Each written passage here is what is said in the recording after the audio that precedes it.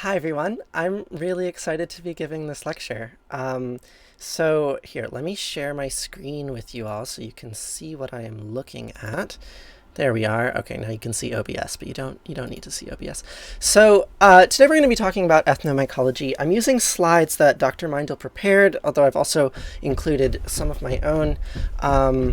And yeah, so what is ethnomycology? Do you have any guesses from you folks before I just blather? I do want you folks to interrupt me fairly frequently, so I'll ask you questions. So what is ethnomycology?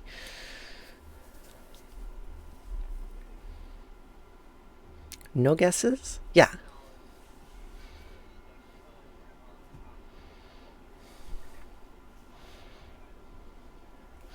Yeah, that's perfect, right? So we can break down the word into its two component parts. You've got ethno, like ethnic, which is culture, and then mycology, right? Mushrooms. So ethnomycology is the study of the way that mushrooms have impacted human culture, also the way that human culture impacts mushrooms, right? There's a codependent relationship there.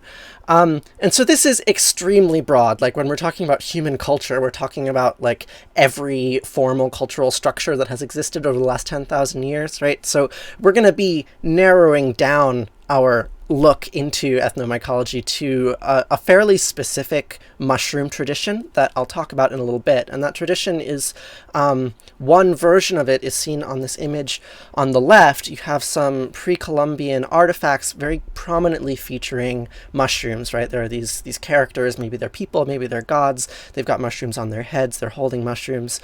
So we're going to talk about this specific Mesoamerican mushroom tradition and related traditions that were found all over the world. That's going to be the main focus. But for the first couple of slides, I want to be a little bit more general and just talk about the long-standing association that human culture in general has had with mushrooms. So we can see this image on the right are cave paintings that were found in Spain. You can again see prominently featured are mushrooms. So mushrooms have played a role in the human psyche, right? They've been something that we have considered important for as long as there have been humans, basically. So the association is very old and important.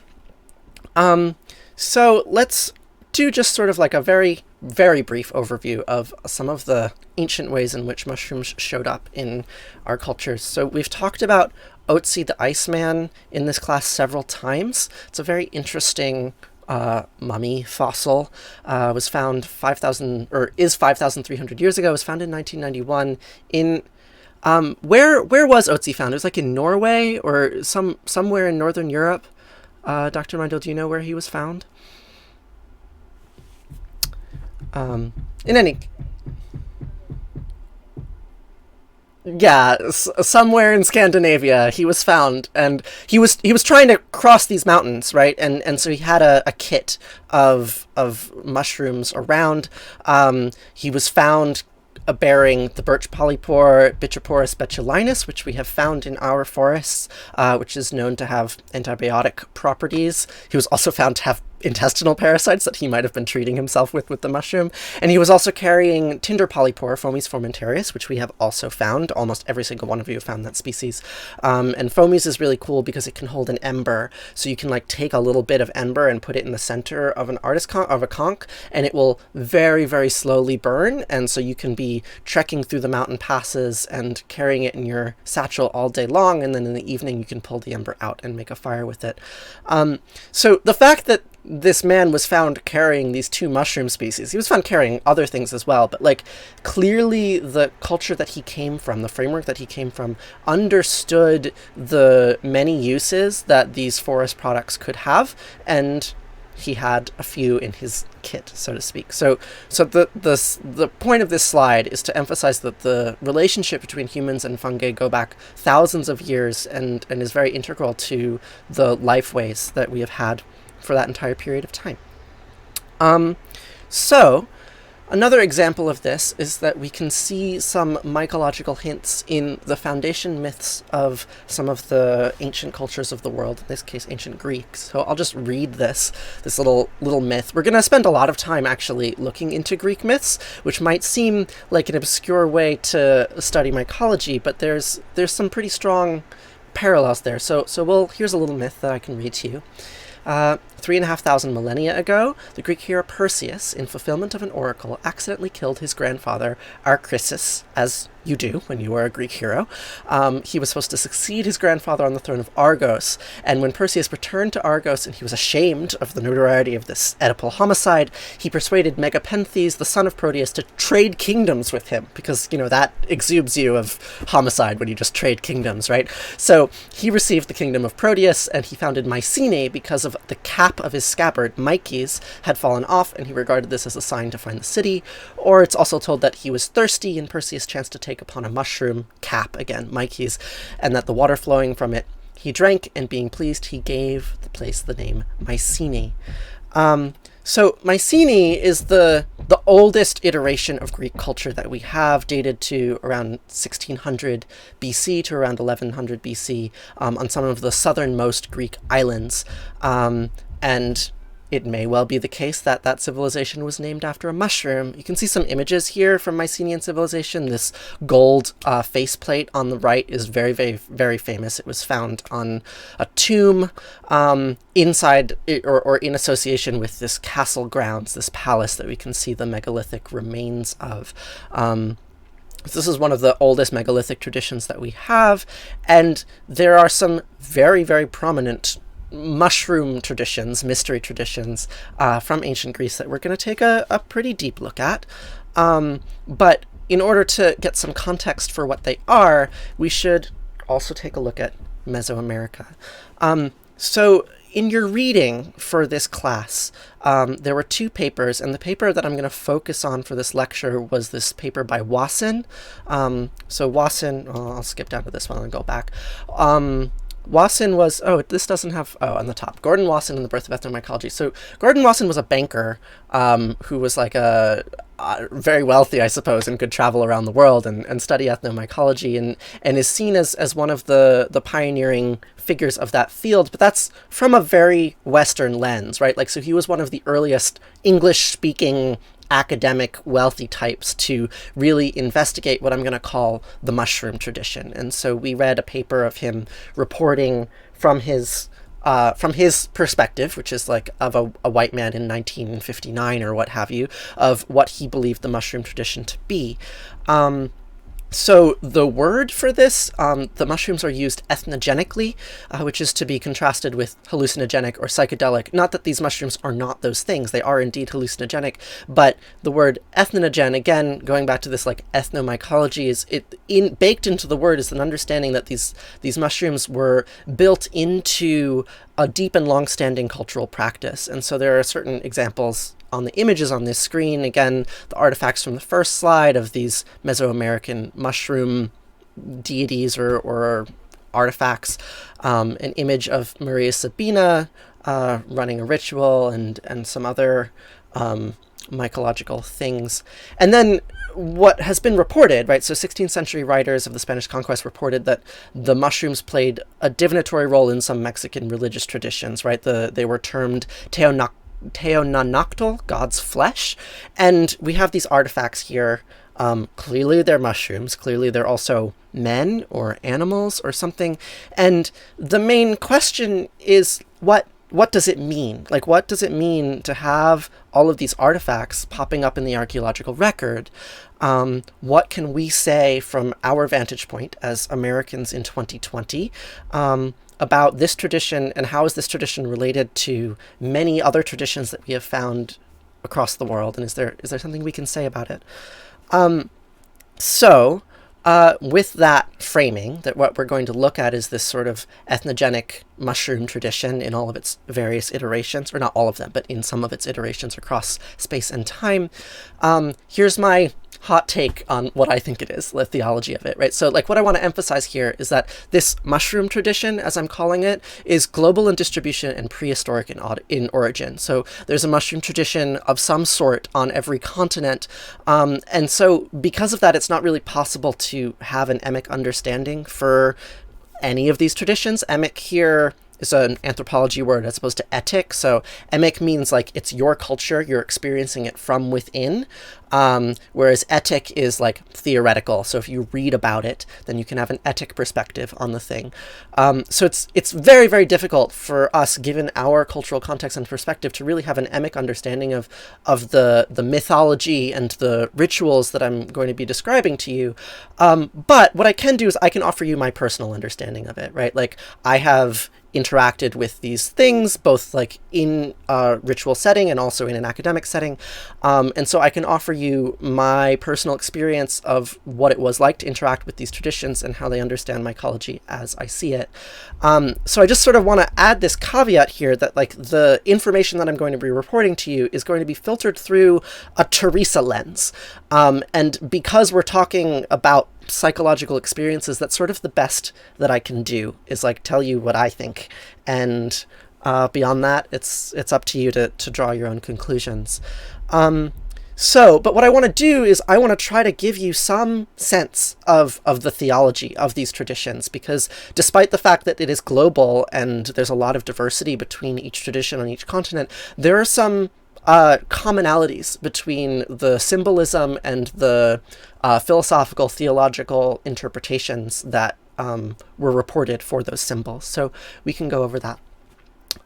So we'll start with this symbol, because again, it's very important to me. You can see I have it on my hand here.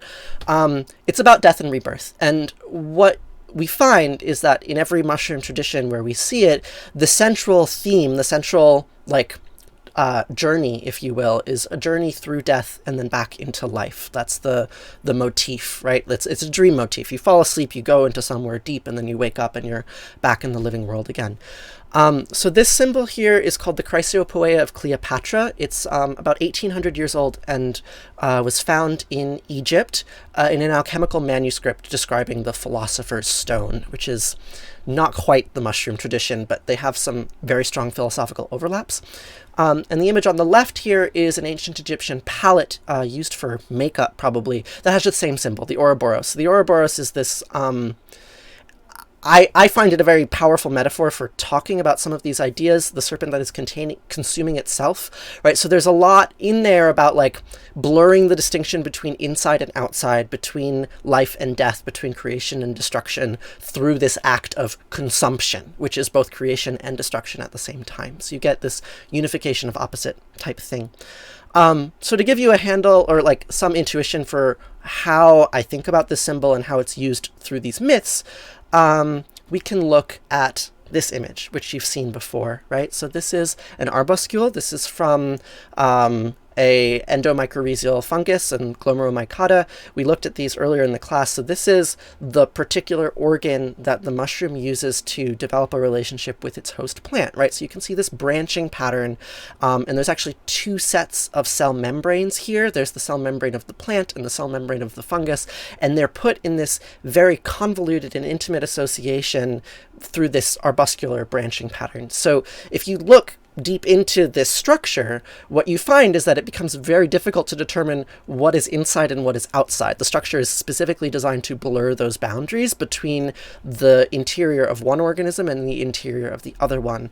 So I view this symbol, or this photograph rather, as one version of this Ouroboros symbol where there's collective mutual consumption of parts, right? So what's happening in the arbuscule is that the mushroom is eating products of the plant and the plant is eating products of the mushroom, and they are both building their own bodies through that association.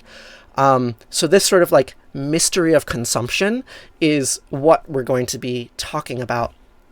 So here we'll start with this. This is a little bit another piece of theology. This is, again, alchemical theology, which isn't necessarily mushroom related, but they're pulling from these same the same sort of cultural strata. So what is this mushroom theology about? Well, I'll read the first half of this to you, right? So it's true without lying, certain and most true. That which is below is like that which is above, and that which is above is like that which is below, to do the miracle of the only one thing. So the central thing of this mushroom tradition is this recognition of the unification of opposites. Above is below, inside is outside, life is death, and all of these things arose and were mediated by the one, right? And then we can sort of describe it. The sun is its father, the moon its mother, all this woo stuff, right? And the force or power is entire if it be converted into earth. So the thing about this tradition, if you will, compared to some of the other religious traditions that exist in mainstream societies, is that it's very chthonic, very earth-driven, and all of the symbolism and stories that we'll see have a very physical component to them. They're about ecology in some sense, I believe. Like they're about the living interactions that organisms have with one another. They're not about like divine beings in the sky that are separate. Everything about these stories is extremely corporeal. So we'll return to that, right? You know, this phrase, the earth is its nurse, right? Like it's a very embodied, earthy kind of understanding of the living world. So how can we apply these themes to what we know about mushrooms, right? So here is some images of Dr. Meindl making a lovely brew. Looks very tasty. And so we can talk about our symbiotic associations with yeast. We've already talked about it earlier on in the class, right? Yeast are these single-celled microorganisms that ferment things for us. So what do? They take sugar, they convert it into ethanol. So what's actually happening is that like we create a space for the yeast, and we put the yeast in the space, and we give them food. And they consume that food, and then they produce waste, right? And then we consume that waste, and then it puts us into a mental state. So once again, we can see this arbuscular pattern or this Ouroboros pattern of mutual consumption of the good body products of the other life form, and sort of a co-created ecology from that act of mutual consumption. So we know that fermentation has played a huge role in all human societies for as long as there has been history, and almost certainly before that. So the earliest chemical evidence we have for human alcohol production was in Iran and in China's Henan province between 7,000 and 9,000 years ago. There's a video I'm going to show you that says fermentation is 6,000 years old. Don't believe her. It's much older than that. People were probably consuming alcohol for at least 10 or 20,000 years. So there's a long-standing association there, and of course we have mythologized that association. We've tried to understand its like theological implications for our lives, and so we can see these sort of themes popping up all over traditional cultures and traditional mythologies. So the ancient Egyptians believed fermentation was a gift from the god Osiris. We're going to look at an Osiris myth momentarily. And the Osiris was responsible for grain, among other things. He was a grain god. He was also a god of death, which shouldn't be very surprising if we think about the symbolic suite that we are trying to engage with here.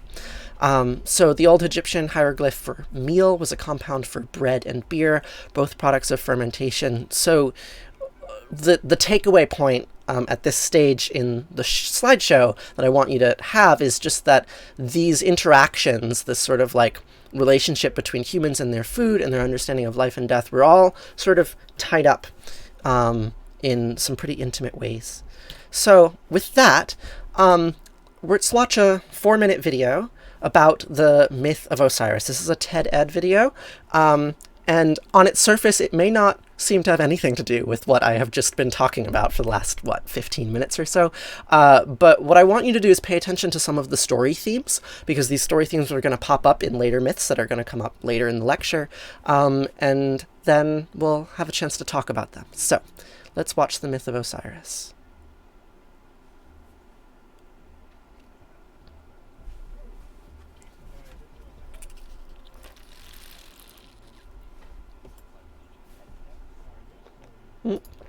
You can't hear. Goddess Nephthys. No audio. I'm sorry, was the audio was not there? Okay, I'm gonna replay it, and should work now.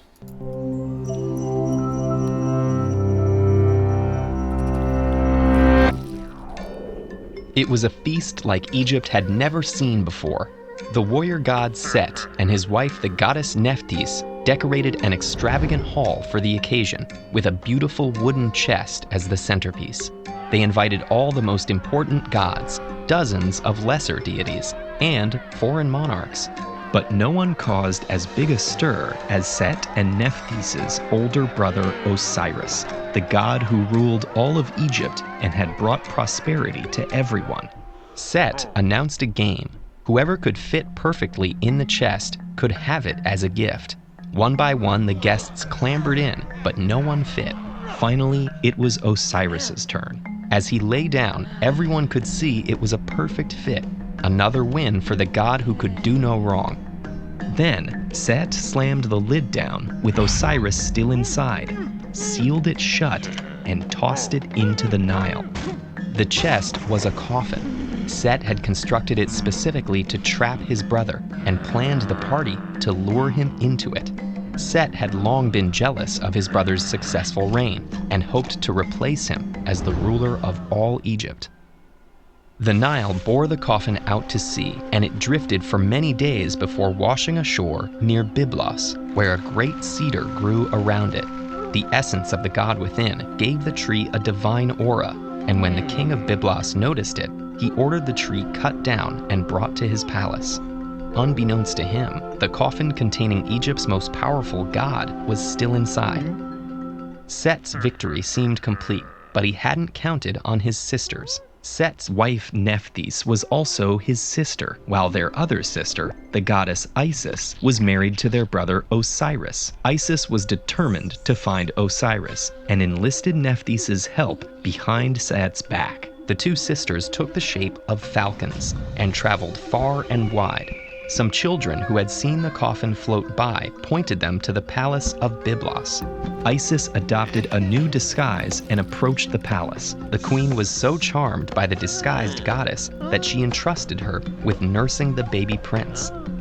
Isis decided to make the child immortal by bathing him in flame. When the horrified queen came upon this scene, Isis revealed herself and demanded the tree.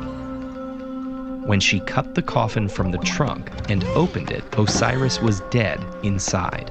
Weeping, she carried his body back to Egypt and hid it in a swamp, while she set off in search of a means of resurrecting him. But while she was gone, Set found the body and cut it into many pieces, scattering them throughout Egypt. Isis had lost Osiris for the second time, but she did not give up. She searched all over the land, traveling in a boat of papyrus. One by one, she tracked down the parts of her husband's dismembered body in every province of Egypt, holding a funeral for each piece. At long last, she had recovered every piece but one, his penis, which a fish in the Nile had eaten. Working with what she had, Isis reconstructed and revived her husband. But without his penis, Osiris was incomplete. He could not remain among the living, could not return to his old position as ruler of Egypt. Instead, he would have to rule over Duat, the realm of the dead. Before he went, though, he and Isis conceived a son to bear Osiris's legacy and one day avenge him. Okay, so that was the myth of Osiris. So one of the things that is not included in this video, which I think is a sort of gross oversight, is what happens to Osiris's penis is that it actually turns into grain. That's the thing, is that that body part is transformed into the domesticated crop that provides all life force for your Egyptian civilization. And we can see this paralleled in other mythologies that were contemporary. So this is a quote from stories of ancient Canaan, and you can see here, this is the goddess Anat, and there she has these two people on her right and left, and the penis is very prominent. And the story of what Anat does, so I can read this to you: she sees the serpent of death. With a sword she split him, with a seed she winnowed him, with a fire she burned him, with a handmill she ground him, in the field she sowed him. So there's this very, very strong association in the ancient mythology from this region in this time period of the association of the god of death with grain and with new life and with resurrection. And so what we're going to do is we're going to look at other versions of this same story to try to pull out some commonalities of it and see how it might relate to the religious practices that involve use of mushrooms. So keep in mind the story of Osiris as we watch this next story, which is a story about Orpheus. And I'm going to skip over some of the sections of this video because not all of it is relevant, so forgive me if there's a little bit of a choppiness, but I mostly want to just give you a sense of what the myth of Orpheus is like and how it is similar or different to the myth of Osiris. So let's watch the Orphic myth.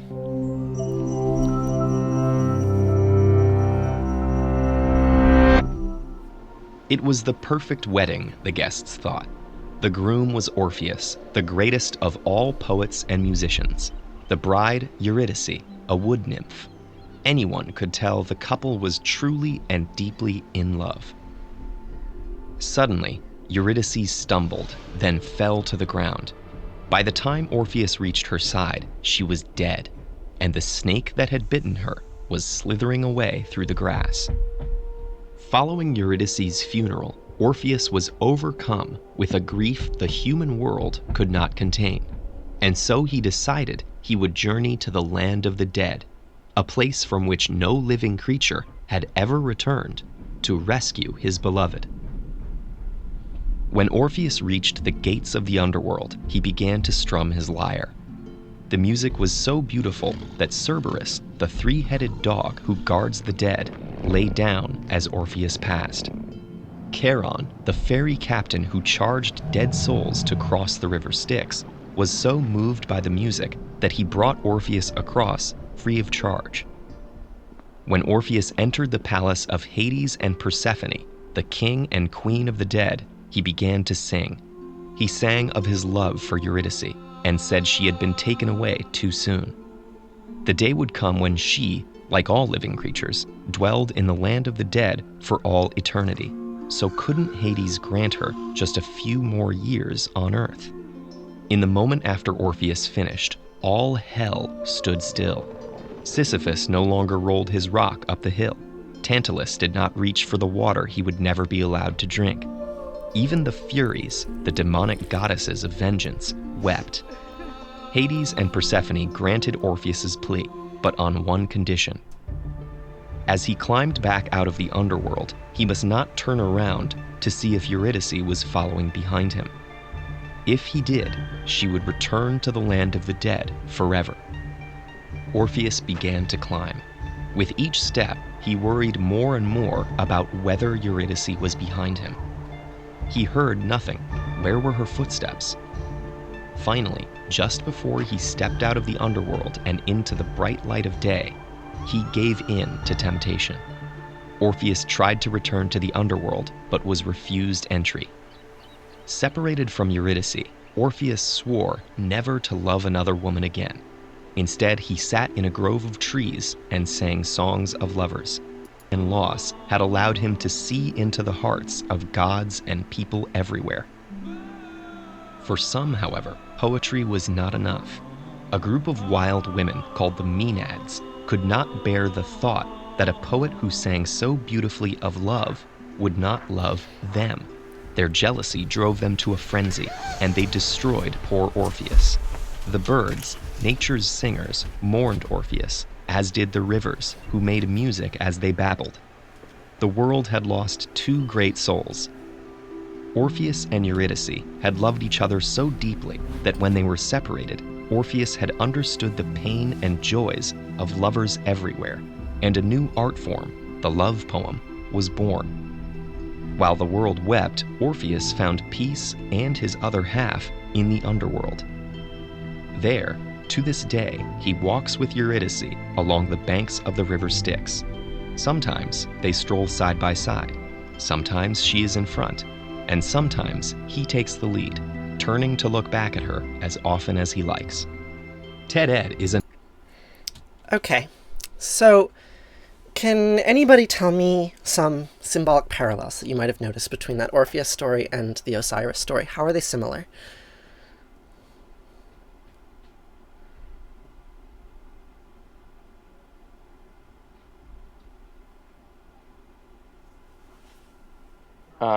Both stories attempt to resurrect someone from the dead. Mm-hmm. Yep. Yeah, so they both involve death and resurrection. Anything else?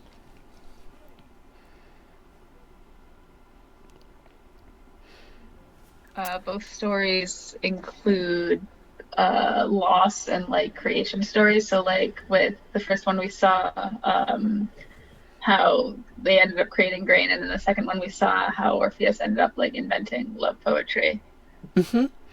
Yeah, absolutely. Like many of these myths, they have a sort of meta structure that like tries to explain all of creation through suffering, basically, like through this redemptive arc of death and then creation afterwards. Like that shape, this, like, I don't know, like when I think about it in my mind, it's like this, right? Like you go down, you come back up, and there's newness here, and there's loss down here. That is the shape of the Elusinian mystery and of the mushroom rituals that we're going to look at.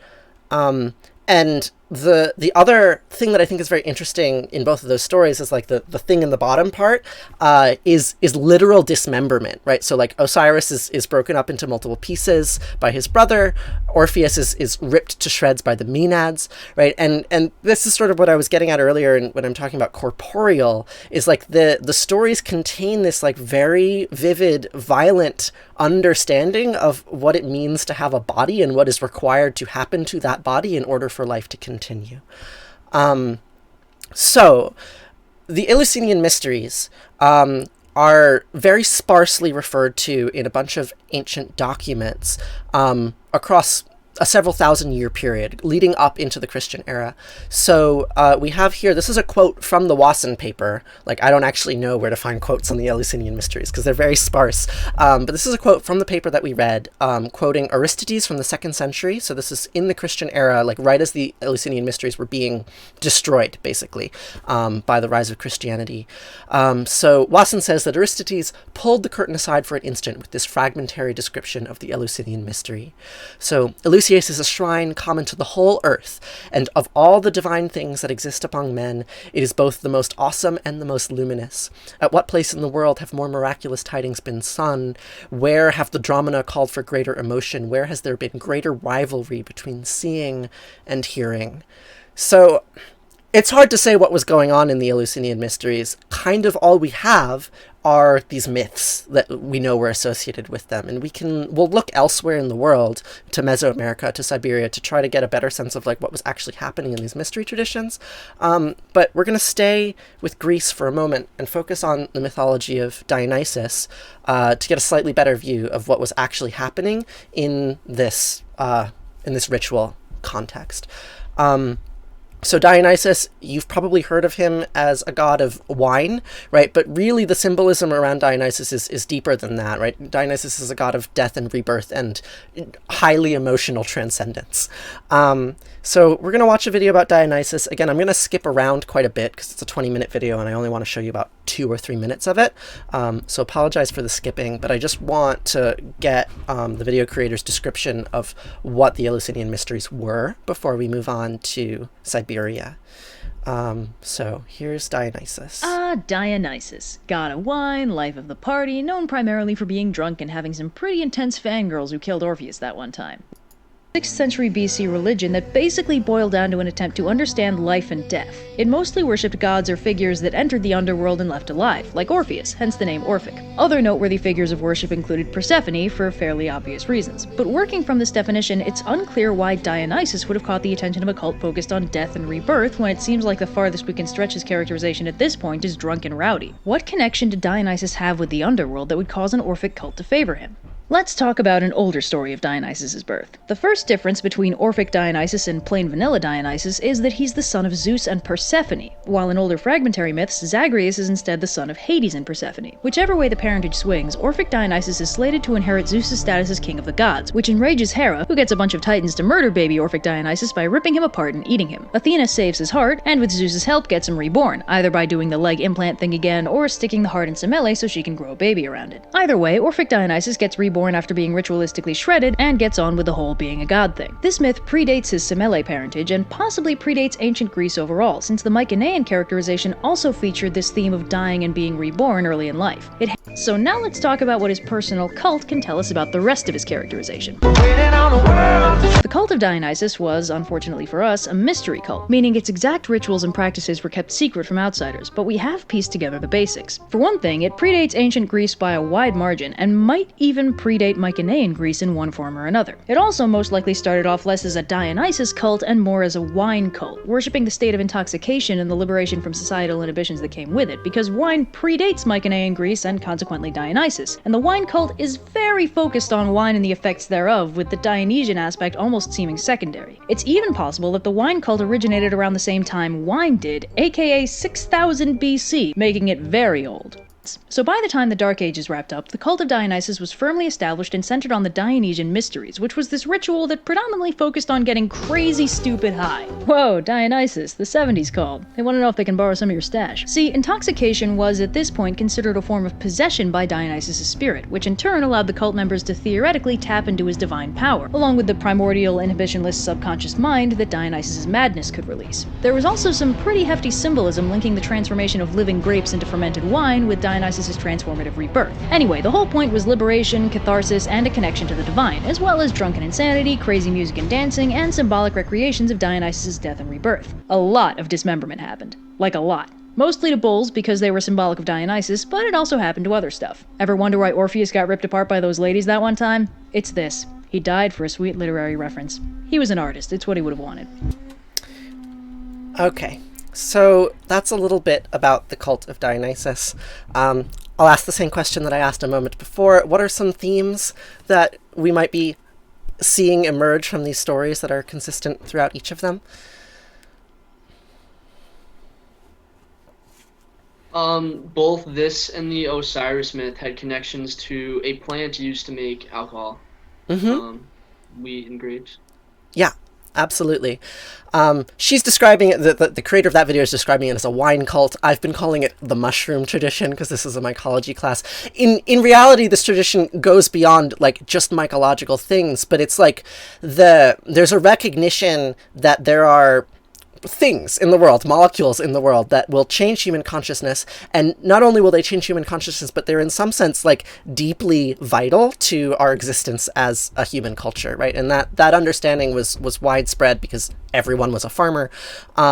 So I will continue to talk about it as the mushroom tradition here, because many of the examples are indeed using fungus, but some of them use yeast, some of them use other hallucinogenic plants, so it's wider, it's a little bit wider spread than that. Yeah. Any other comments about these three stories and what they might be telling us in concert together?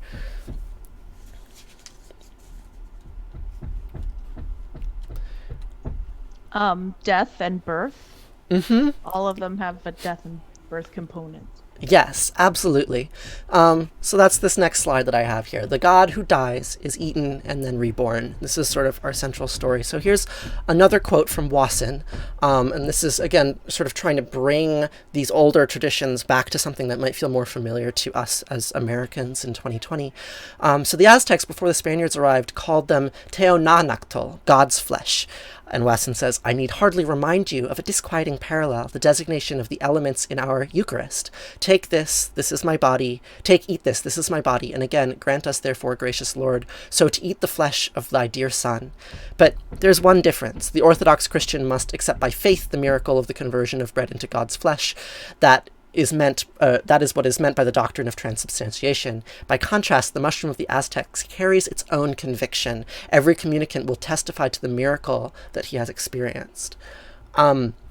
So there's a lot of scholarship out there that links the story of Jesus to the story of Dionysus. Like it's fairly well understood. Jesus was yet another Mediterranean god who died and was reborn. All of these cultures had tremendous amounts of overlap. But that theme goes beyond the Eastern Mediterranean and it goes throughout the world. This understanding that the act of eating, like this is why there's so much dismemberment in those stories. Like, what do mushrooms do? They excrete these digestive enzymes and literally dissolve the things that they are eating and then turn them into themselves, right? So there's this transformation that happens, and that's metabolism, right? Like one form of life turns into another, and it's deeply mysterious. Like it has theological implications, and people were aware of them long before they had the word metabolism to speak of.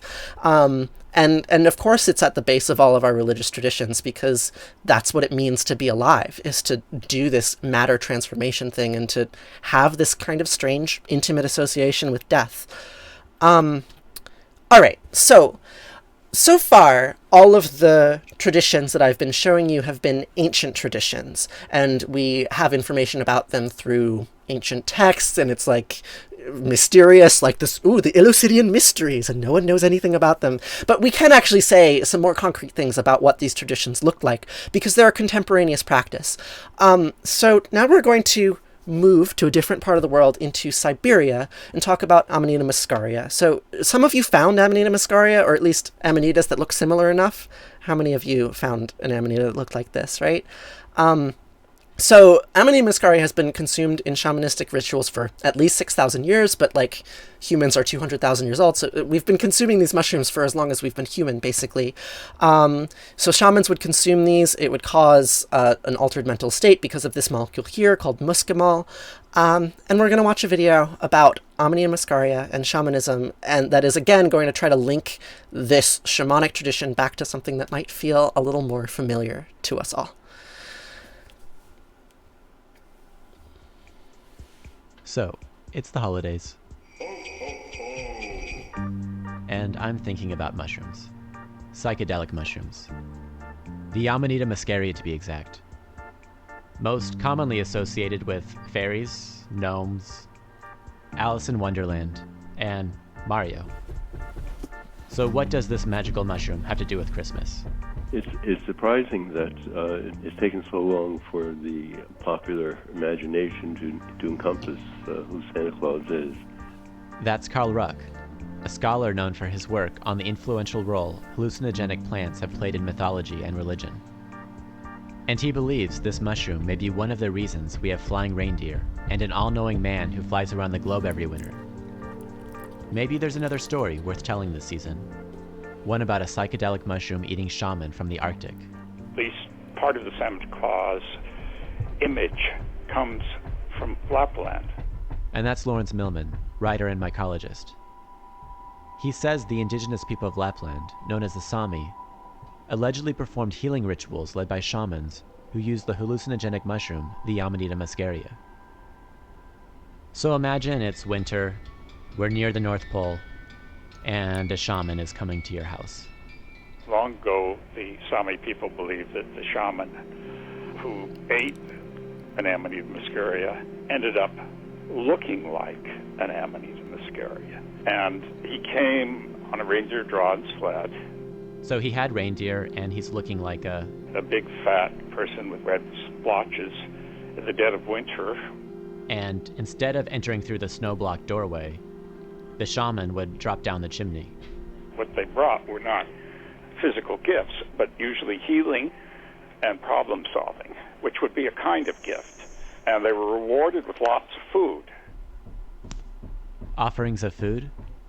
Kind of like milk and cookies? Delicious.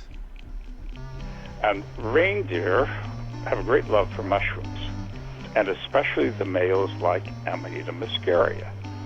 And one of the effects, I don't know if you've had Amanita muscaria, have you? No, I haven't. Not that I'm recommending it, mind you. One of the effects makes you feel like you're flying. And one can imagine that that's how reindeer feel as well. So if we're imagining ourselves in a tent right now, there's a fire going, the shaman is in front of us, and the shaman would eat the mushroom, go into a trance.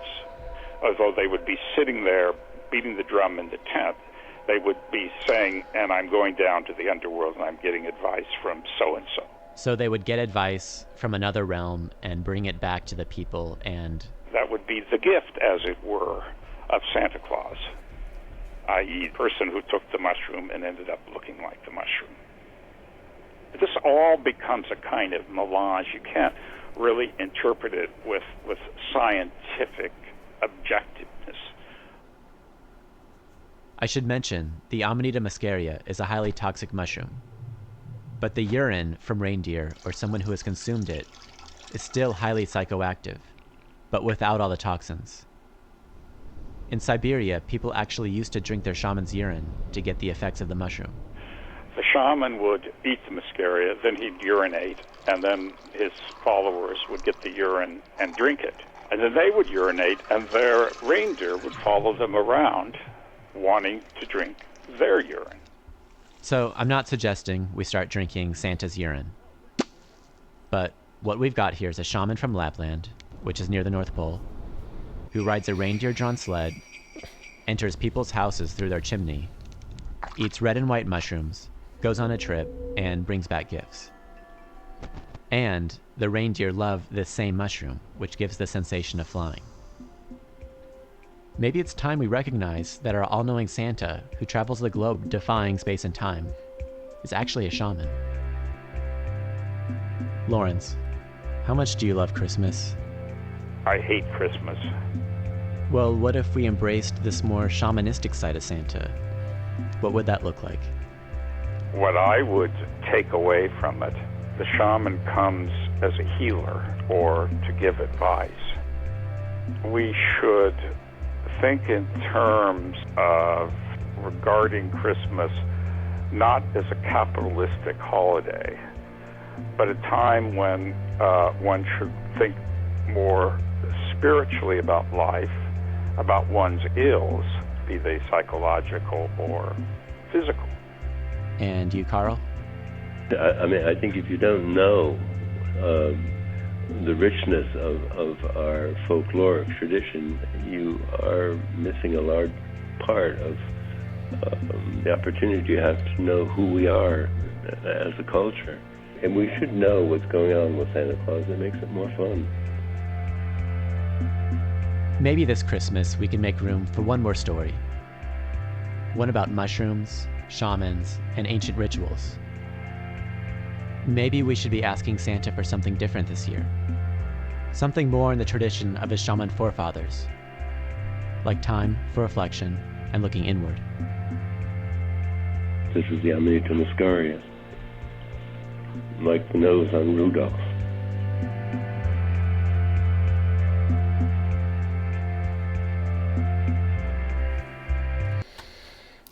Okay, so that was a little bit about the Amino Muscaria, and we can see some very strong parallels to the earlier myths that we were looking at, like the Elusinian Mysteries. Like, the association with grain is gone, which makes sense because shamans close to the North Pole are not growing any grain, but we still see this, like, death and rebirth theme, like the shaman goes down to the underworld and brings back information. There's also, again, this shape very heavily that we're gonna drink a shaman's urine, and, like, it's gruesome, right? Like, this thing about, like, consuming the waste products of another in order to gain something, but that is literally the way that life works, the way that every living organism has ever worked. That, like, there's this mutual consumption that, like, gives us the heebie-jeebies when we think about drinking someone's piss or dismembering Orpheus by a bunch of Maenads. Like, it's scary, it's painful, but that's kind of the point. Like, the point is to go down into the underworld and to put yourself in a situation that is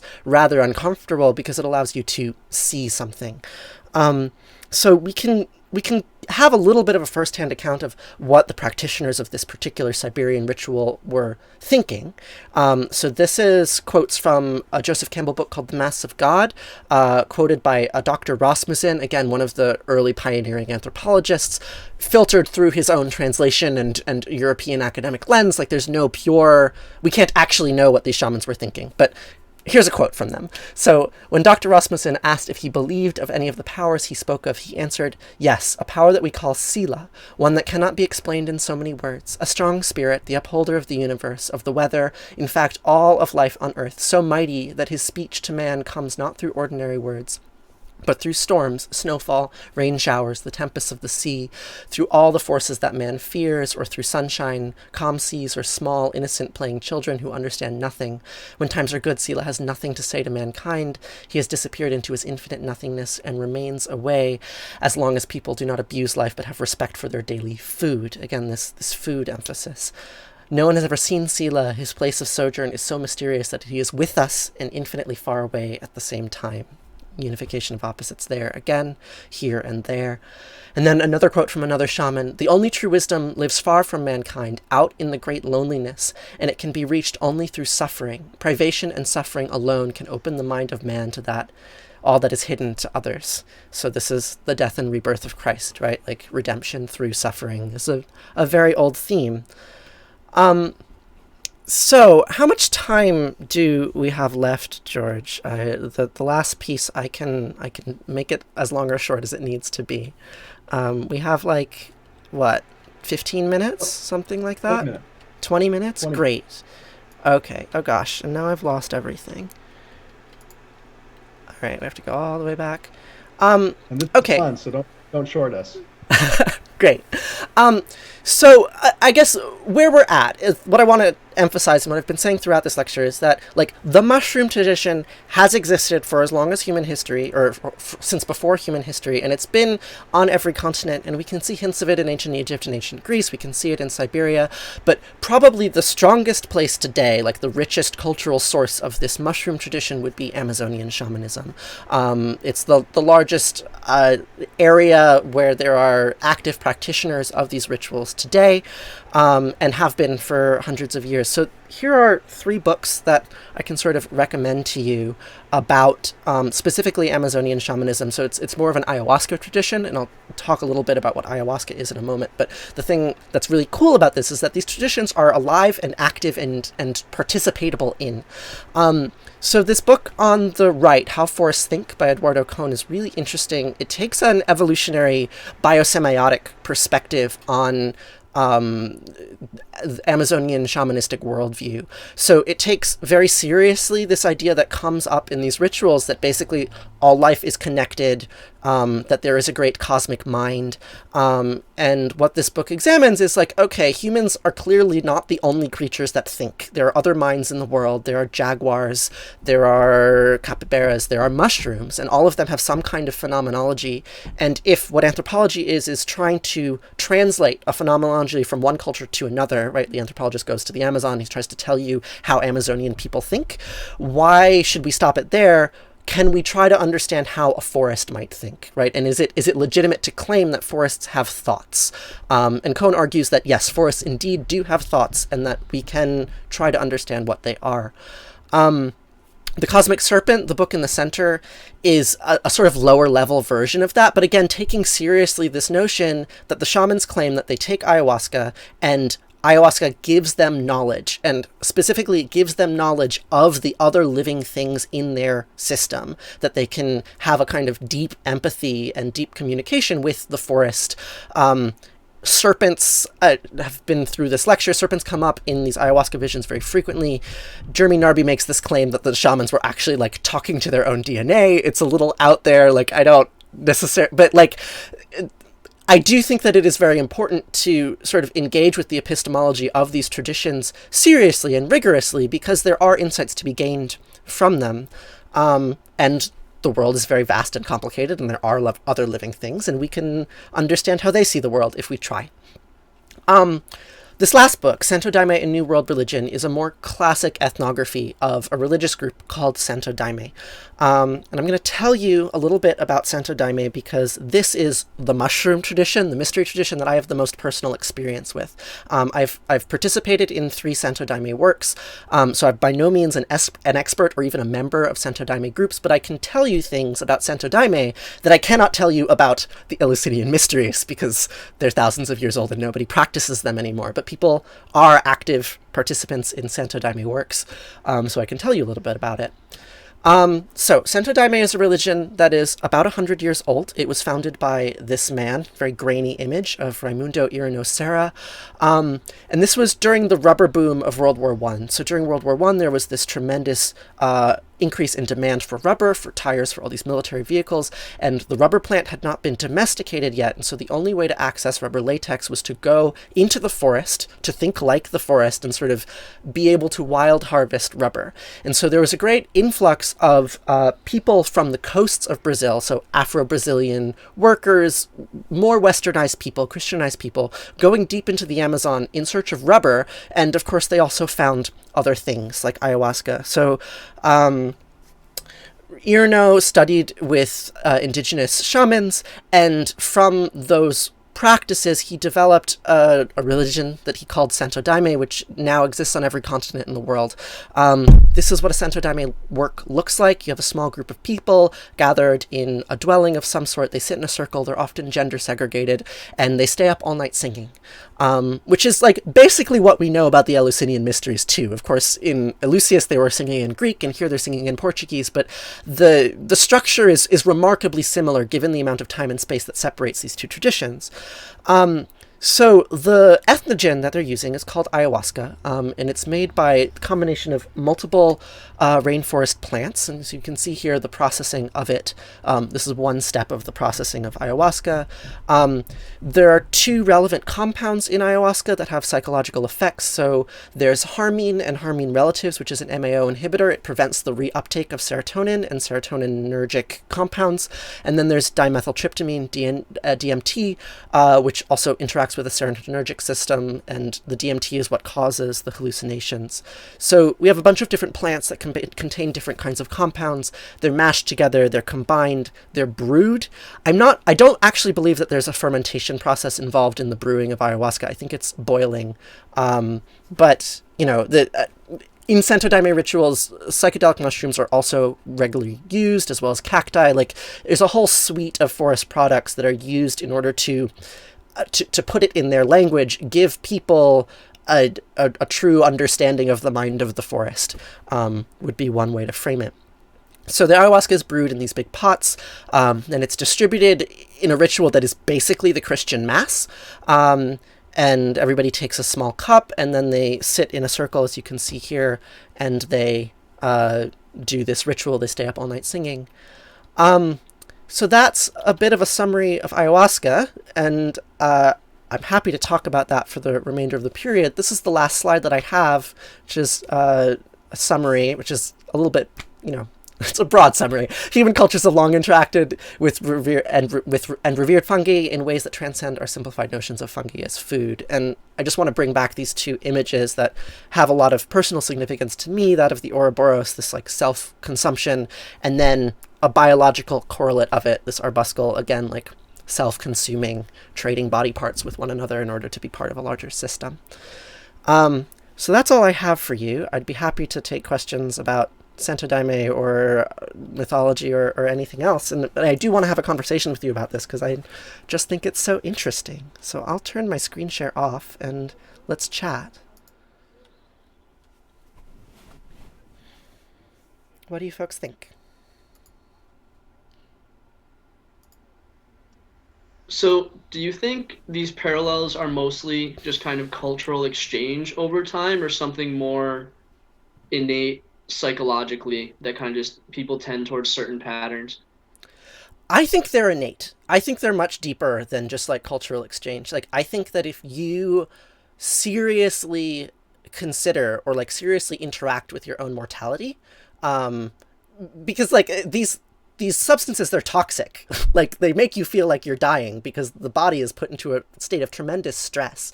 And I think that when people do seriously engage with that boundary between life and death, they will come to similar conclusions because we all have similar chemistry that we're operating upon, right? Like, we have a common biological origin, and so we can reach common conclusions if we engage in it. That's my general perspective on that. I mean, I could talk about it more, but yeah, I do think that I think it's convergent evolution, if you will, rather than descent with modification. Yeah.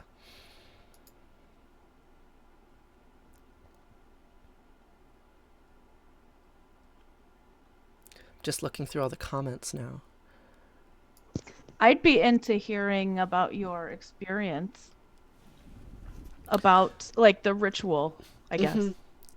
Mm-hmm. So I've visited Cenodayme groups 3 separate times, twice in Israel and once in New York, although the one in New York wasn't really strictly a Cenodayme group, because the thing about Cenodayme, like the reason that I can report to you about Cenodayme and not other things, is that it is a thoroughly westernized tradition. So you can find Cenodayme groups in basically every major city in North America and Europe. So there's a lot of Christian elements, and it's sort of designed to be more spreadable than Amazonian shamanism, even though it's using the same chemical suite. And I guess like the conclusion that I was able to walk away with is that what's so important about like the ritual context and the social structure that is built is really, really essential. Like it's a public ritual for a reason. Like you don't see people going off alone into the woods to do this. And what I found was that the geometry of the ritual, like everybody was seated in a particular place. There was a lot of, like all the songs were about, one word that comes up a lot in the Portuguese hinarios, these are these songs that are sung throughout the night, is this firmness, because it's a very challenging, like it's physically challenging practice to do. You have to stay in one place and like there's a lot of structure. And that structure is there because the substances that you're putting in your mind kind of break it. Like they break whatever structures were in your mind. And so you get these external social structures that keep you, like you can't start tripping really hard, basically. Like you can't just go off into another planet because there's all of these people around you and there's sonic structure around you that guides you to the place that the group intends for you to go, right? There's a certain kind of collective wisdom that they're trying to allow you to access. So like, it's a religion, like they will convert you. Like it's not, like I'm not, there are bad things that you can say about organized religion, for sure. Like it will brainwash you, basically. Like these are very powerful substances that can indeed brainwash you. But I sort of think that is the point, almost. Like that is why you see this kind of stuff at the root of all of the world religions, is that religions are social engineering projects that have been used for as long as there has been history to build history, like to create collective things. I don't know. Like, I think that the ritual context is actually far more important than the molecules that people are ingesting. And the molecules, what they do are they put people into a similar mental state where they are getting similar stimulus, and so they can reach similar conclusions, and that allows for greater levels of collective action. Allison, have you started to read How to Change Your Mind yet by Michael Pollan? Yes. I actually read I went forward first. I looked at like the medical part of it, and the studies that were done. I think it's like chapter 6 or something. But I'm saving it for the end of the semester. However, can I share? I mean, Yes, I please. have experience, now I'm going to tell you this, with these things, and yeah, I don't know, like, it's funny to like hear all of these stories and all of these religions that are kind of doing this collective mindset thing. I would like to study more on this, so I'm really interested in your stories. I did it for fun. I was a dumb kid back in the day. That's the way that most Americans do it. Yeah, George? Yeah, as I've gotten older, I kind of regret some past experiences because I've experimented. Yeah, absolutely. Well, but it was purely from a recreational perspective. And the experience could have been made much more deeper had I appreciated kind of what I was doing and the kind of enlightenment that might be achieved through that altered state of mind. So I really encourage you guys to, I love Michael Pollan. I'm a voracious consumer of all of his writing. But How to Change Your Mind is a really great text, and it shows kind of the therapeutic applications of psychedelics and kind of interesting looks at how a therapist might guide someone through an experience with some of these psychedelic chemicals, many of which are isolated from natural strains of fungi. So that's a great book I would highly recommend for all of you to read if you're interested in this subject matter, and also some of the modern health applications of these chemicals beyond just recreational use. I do think that there are like actually fairly strong physical parallels to what is happening neurologically with some of these stories of dismemberment. Like I genuinely believe that these substances are basically toxins, and that they will dismember your mind in a certain sense. But what that allows is a kind of restructuring, right? And like a lot of the research on the therapeutic uses of psychedelics is that it can help people break out of neurological loops, right? Like our brain is literally like a giant neurological tree. Like it gets into branching patterns and all the rest, and you can get, I mean, you've all experienced this, you can get stuck in a certain state of mind, like a certain framework. And so there can be healing benefit, if you will, to a kind of breaking, a kind of dismemberment of those psychological structures, because then they can be rebuilt in ways that may be more beneficial or more healthful in the long term. So that's, for me, like where that death and rebirth metaphor like lands, is that there are processes of death that are associated with growth and being alive, and understanding that is like the central thing for me. I dropped a link, the Amazon link for the Michael Pollan text, if anyone is interested in taking a peek at that. Cool.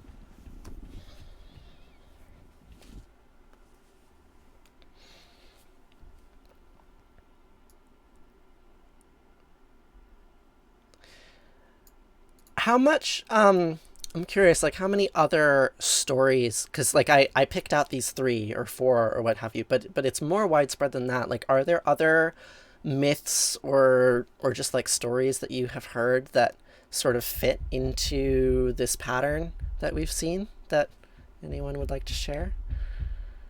One that I'm kind of fond of, it doesn't really necessarily have the agricultural roots that maybe the other ones do, but Odin gaining runic knowledge by removing his eye and hanging himself is one. I find that interesting.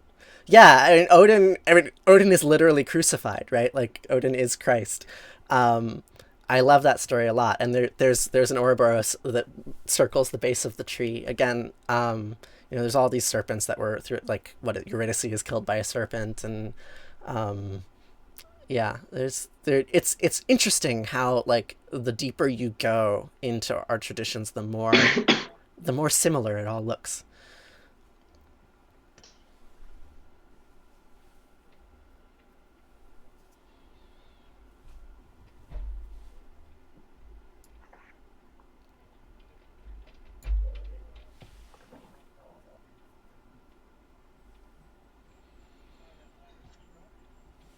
Cool. So, Teresa, would you mind sharing the slides with me so I can post them for the students? Yeah, absolutely. Okay. Yeah, I will email them to you as soon as we get off the Zoom call.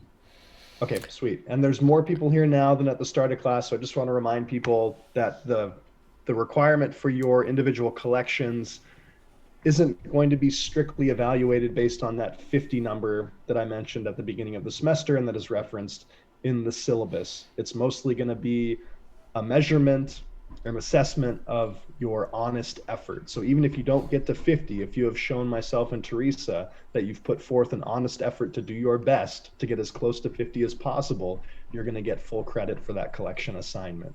If you haven't been coming to see myself or Teresa as often as you think you should have, you have until the end of the day Monday. So make arrangements to meet with Teresa, myself or Teresa between now and then, and we can help you look over your collections and make sure you get as much credit, hopefully full credit, as possible.